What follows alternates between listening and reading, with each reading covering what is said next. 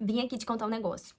Existe uma lenda urbana que diz que quando o avestruz ele pressente o perigo, ele enterra a cabeça na areia como uma forma de esperar, aguardar que aquilo passe, entendeu? Aquela situação passe mesmo, não tem outra palavra pra falar, que ele possa viver como se nada tivesse acontecido depois, entendeu? De uma forma um pouco mais segura. Então ele aguarda que aquela situação desconfortável desapareça para voltar a viver normalmente. O interessante é que nós, seres humanos, fomos programados para fugir do desconforto. E podemos ver isso acontecer em algumas situações, como, por exemplo, evitar ver a conta bancária quando se percebe que gastou demais naquele mês. Não vou olhar a conta bancária, porque eu sei que já tô com o pé na jaca. Ou então, quando não se quer marcar uma consulta com o médico com receio do diagnóstico, né? Com receio de uma notícia ruim referente à saúde. Também, quando se evita tocar em certos assuntos, em certas discussões que são necessárias, mas que é melhor deixar pra lá, para evitar aquele incômodo, aquela situação desconfortável, com fulano ou com Beltrano. Isso pode ser considerado efeito avestruz, que é como enterrar a cabeça na areia, esperando o desconforto daquela situação passar. É por isso que muitas situações não resolvidas do passado são toleradas e são revividas mentalmente de forma completamente desnecessária, porque não foram finalizadas e o seu cérebro, ele tenta encontrar uma maneira de finalizar esse tópico, finalizar essa conversa, finalizar essa situação. E por isso ele fica revivendo aquilo todas as vezes, imaginando uma forma de como você ia falar, de que você ia fazer. Ah, não, mas na próxima vez, ou não, era pra eu ter falado tal coisa, ou na próxima vez a pessoa vai ouvir isso e aquilo. Mas não ouviu e ficou em aberto, e por isso que seu cérebro tá revivendo, revivendo, revivendo, procurando maneiras de finalizar aquele assunto. Só que isso só acontece mentalmente, não acontece na realidade. E quando você vê, você está vivendo um ciclo vicioso, porque isso se repete, se repete e se repete. Bom, vamos lá. Quais são as características do efeito avestruz? Primeiro é negar a realidade. Sabe quando acontece uma situação, uma discussão ou uma grosseria entre parentes, entre familiares, talvez sócios, talvez colegas de trabalho, e isso nunca foi pauta de uma conversa civilizada? Eu falo uma conversa civilizada no sentido de sem emoção exagerada, a flor da pele, sabe? O ego guardadinho numa caixinha. Uma conversa real, uma conversa sincera. Todo mundo sabe o que aconteceu, ou pelo menos as partes envolvidas, né? Elas sabem o que aconteceu, mas fingem que não foi real. Vivem como se nada tivesse acontecido. Ignoram completamente o elefante no meio da sala. E há também o extremo oposto, que é quando a conversa ela é repetida diversas e diversas vezes. Assim que surge um outro tipo de conflito, aquilo é pauta de novo, de novo, de novo, mas de uma forma que não foi realmente resolvido, sabe? É só levanta ali aquela situação e principalmente em relacionamentos, quando você tem a mesma conversa diversas vezes, apenas isso já significa que vocês estão tendo a conversa errada. Porque se conversou uma vez não resolveu, conversou duas vezes não resolveu, cara, não é essa conversa, não é esse tipo de conversa, não são esses pontos que estão sendo levantados que realmente é a causa raiz do problema, entende? Significa que essa não é a conversa certa. Tem algo por trás que não está sendo dito, que não está sendo ouvido, que não está sendo compreendido e que realmente isso que resolveria o problema, não o que exatamente está sendo falado. Então, por isso que eu falo, quando se tem toda vez a mesma conversa é porque se trata da conversa errada. É uma forma de evitar a conversa verdadeira que, de fato, é necessária. Então, tem uma situação clássica que sabe quando você erra e a pessoa fala que te perdoou, e aí toda vez ela joga aquilo na tua cara? Tenho que te contar uma máxima. Ela não te perdoou, tá? Não foi resolvido. Você pode achar que foi, mas não foi. E aí, como eu te falei, né? O cérebro, ele não gosta de coisas que ficam mal resolvidas, mal finalizadas. Não ficam finalizadas, né? Que ficam em aberto. E há um nome específico para isso, que é o efeito Zeigarnik. Falei rápido pra... Sabe quando você fala rápido, porque você falou errado já foi, entendeu? Assim, rápido. Que é, o cérebro humano, biologicamente, foi programado para priorizar e manter ativo na memória aquilo que não foi concluído. Outra característica do efeito avestruz, má gestão das mudanças. Esse efeito, o ser humano ele é motivado a fugir do desconforto, então, e não tem jeito, toda e qualquer mudança gera, em certo grau, um nível de desconforto. Uma outra característica também do efeito avestruz é a tolerância de baixo desempenho. Essa parte tem relação direta com as suas próprias crenças, que é você tolerar um desempenho ruim, seu ou do próximo, e não querer alcançar patamares melhores.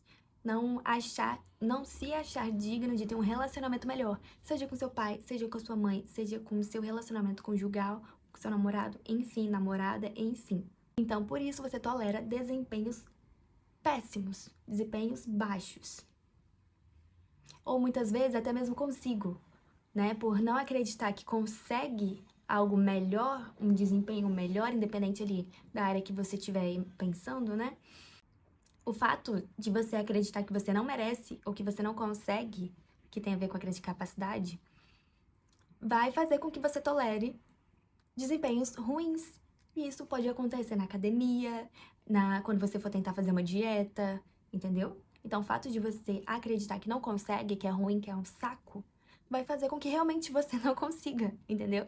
Então, tolerar baixo desempenho também faz parte do efeito avestruz.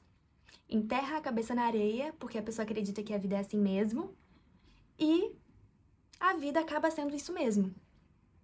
Eu não posso deixar de pontuar aqui todas as situações, todas as coisas que não foram resolvidas se tornarão, em algum ponto, de certo grau, tóxicas. E muitas vezes você pode até não ver uma relação direta, mas quanto mais tempo demora para resolver, mais isso te trava na sua vida. Principalmente se for algo com teu pai ou com a tua mãe. E estudando um pouco sobre crenças, né?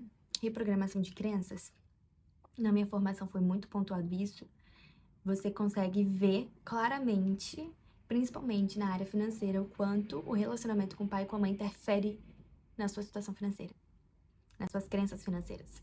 Do quanto que você age de acordo com coisas que você viveu na infância, com que você passou a acreditar quando era criança, e isso interfere no seu comportamento atual. E o que determina se um relacionamento ele vai continuar saudável ou não é o seguinte: é o fato de cada conflito tornar a situação, a relação, mais forte ou mais frágil. Conflitos saudáveis, eles fortalecem o relacionamento, porque as partes, né, os envolvidos estão lutando contra um problema. E agora, conflitos nocivos, as partes, né, envolvidas estão lutando um contra o outro.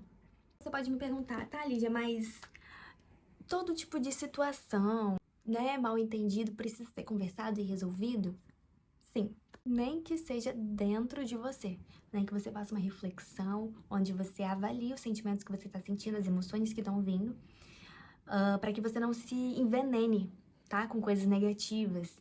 Então, se você conseguir resolver isso dentro de você, porque nem toda situação você precisa chamar a pessoa para conversar. Se você conseguir resolver dentro de você e sentir paz, sentir tranquilidade, tá válido, tá bom? Mas é por isso que é importante avaliar a situação para situação. Porque tem situações que sim, você vai precisar chamar outra pessoa para conversar. Eu vou até gravar um vídeo, que vai ser o próximo, inclusive, que vai ter um tema bem parecido com conversas difíceis, sabe? Tem a ver com esse tema aí. Bem interessante, que eu tô querendo compartilhar com vocês também. Beleza, falamos aqui das características do efeito avestruz. E agora, como evitar o efeito avestruz? O primeiro passo é compreender, conseguir enxergar que algo de errado não está certo.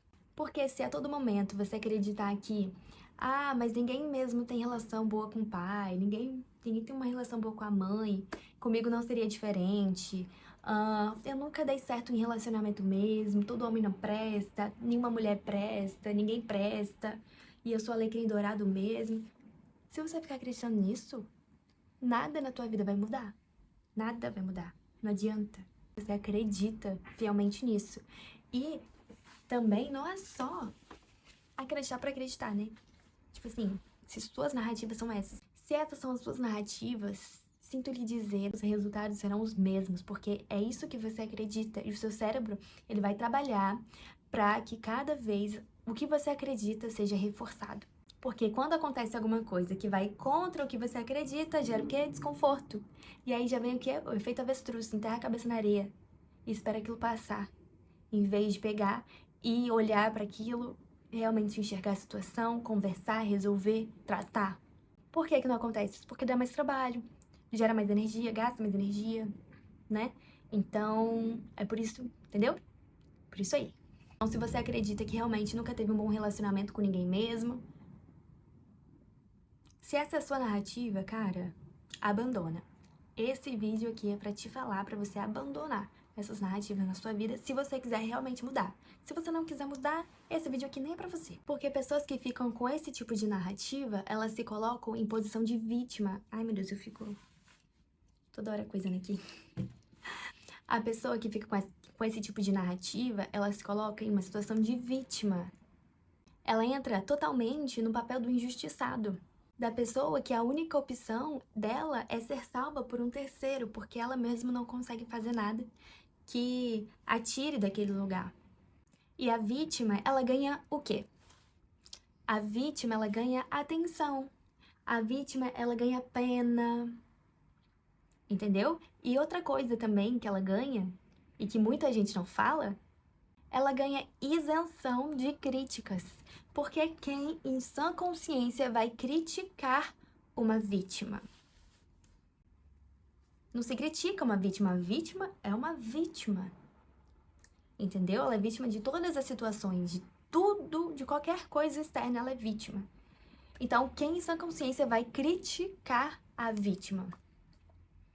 Ninguém vai fazer isso. Por isso que, muitas vezes, quando vai falar de certas situações, de certas dificuldades, na hora de contar a dificuldade, o que a pessoa faz? A primeira coisa que a pessoa que vive no papel de vitimismo faz.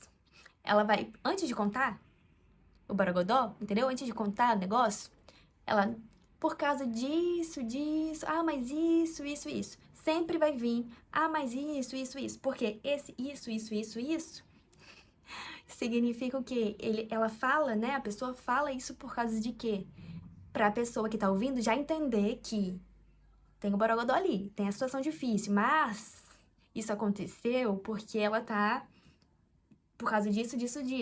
Que significa o quê? Que ela é vítima disso, e por isso que tá daquele jeito que tá, entendeu?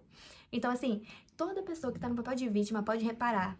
Na verdade, isso daqui é até não é método o nome, mas isso aqui é um esquema, entendeu? Uma estrutura pra você reconhecer quando a pessoa se coloca no papel de vítima. Ah, tá, sim, mas é por causa disso. Ah, por causa da crise. Ah, por causa de que... Sabe? A máxima, pra mim, eu acredito, que é além das dificuldades, sabe? Uma coisa que vai além das dificuldades. É quando a pessoa fala e coloca os filhos que ela tem em posição de empecilho, impedimento, entendeu? Quando a pessoa fala que tal coisa é tal coisa, porque por causa do filho, entendeu? Por causa dos filhos. Eu acredito que os seus filhos, eles nunca devem estar, né, em um papel, em uma narrativa, né, que te coloque em uma situação ruim, sabe? Por mais que isso aconteça, talvez, na sua realidade, caso isso seja uma realidade na sua vida, essa narrativa, pra mim, eu acho muito forte. Eu acredito que não foi pra isso que ele veio ao mundo, tá? Pra te deixar numa situação difícil, então acredito que reforçar isso, reforçar não vai te ajudar. Vai te colocar exatamente nessa situação que eu te falei, tá? Não é o papel correto dos seus filhos desempenharem. Enfim, quais momentos da sua vida você tem se colocado como vítima? E principalmente, acredito que uma das perguntas melhores é o que você tem ganhado com isso? E engraçado, né? Eu falo esse vídeo aqui, falo pra vocês, mas também faço uma autoanálise, tá? Principalmente quando eu tava escrevendo o roteiro, né? Escrevendo aqui os tópicos. Eu fiz uma autoanálise, porque às vezes, pode ser que não seja em todas as áreas da nossa vida a gente se coloca como vítima, mas às vezes tem alguns pontos, entendeu? E dependendo da pessoa, isso chega a ser até um hábito. Isso é feito e ela nem percebe. Então, isso é algo importante a se pensar. Enfim, depois de reconhecer que algo de errado não está certo, o segundo passo é fazer uma autoavaliação. Verificar ali se os seus sentimentos, se as suas emoções estão congruentes, estão proporcionais ao acontecimento. Porque na maioria das vezes, principalmente quando a gente levanta a pauta ali de ansiedade, né? Na maioria das vezes a gente sofre muito mais na mente do que na realidade. Você sofre por coisas que podem ser que aconteçam antes mesmo delas acontecerem. Muitas vezes elas não acontecem. Então, só que quando a gente imagina, a gente sofre como se aquilo estivesse acontecendo agora. Entende? Então, assim, você acaba criando para si um sofrimento desnecessário. O terceiro e último passo, compartilhar a sua opinião. E normalmente é a parte mais difícil, né, de se evitar o efeito avestruz. E eu digo que ele requer um sentimento interno de que você precisa fazer isso, compartilhar a sua opinião, e de que você está pronto, preparado para isso. Que isso aqui significa você chamar a pessoa para conversar e realmente ter uma conversa com ela. De forma aberta, para entender também a perspectiva do outro. E focar efetivamente na solução do problema. E o foco da conversa é solução, tá? Você tem que lembrar que o foco da conversa é solução, nem que a solução seja um perdão, a solução seja cada um pro seu canto, mas tá tudo bem. Porque aí todo esse peso, toda essa situação que não estava resolvida, vai encontrar um fim. Nem que o fim seja um perdão. E você vai se sentir mais leve. E muitas vezes a gente fala de perdão pensando sempre no terceiro, né? Perdoar alguém, perdoar uma outra pessoa. E muitas vezes o que você precisa é de um perdão interno. Se perdoar pelas vezes que você se cobrou de forma errada, pelas vezes que você não atingiu as próprias expectativas e também pelas vezes que você colocou expectativa muito além da realidade, muito além, sabe? Baseado não no que você realmente queria dentro daquele prazo, mas sim comparado com a grama do vizinho, sabe? E às vezes você tentou fazer com que sua grama ficasse tão verde, tão verde, tão verde, comparado à do vizinho, que não deu certo. Que aí você não conseguiu perceber, nessa tentativa de tentar mudar a cor da sua grama, você não conseguiu perceber que a sua grama não é verde. Sua grama tem uma tonalidade específica, diferente.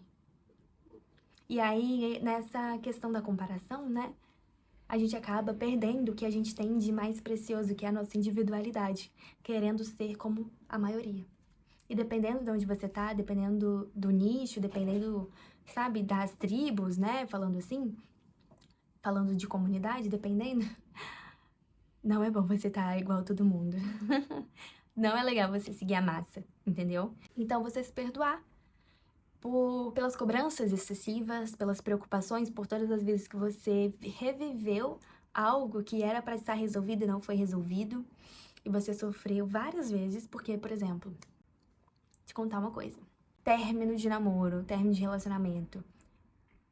Cara, a situação, vamos supor, vou pegar o exemplo do término, que eu acho que é mais tranquilo. Aconteceu um término com uma pessoa específica, aconteceu uma vez. Mas a pessoa, toda vez que ela fala sobre aquilo, ela revive. E aí, a dor vai ficando cada vez maior, porque ela não... O término não aconteceu uma única vez.